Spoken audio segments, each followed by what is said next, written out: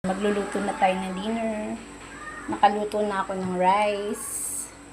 Ito naman yung ating adobong pusit. Diba?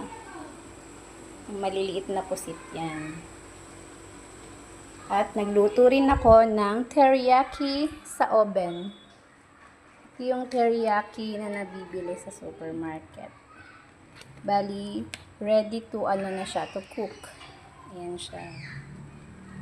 Iluto ko lang siya sa 220 degrees Celsius.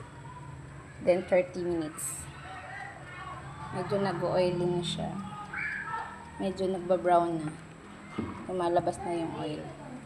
Magluluto na tayo ng dinner. Nakaluto na ako ng rice. Ito naman yung ating adobong pusit. Diba?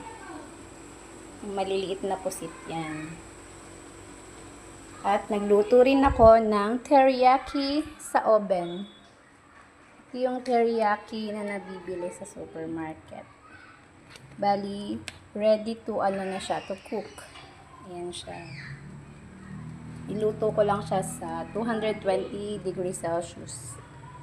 Then 30 minutes. Medyo nag-oily na siya. Medyo nagba-brown na.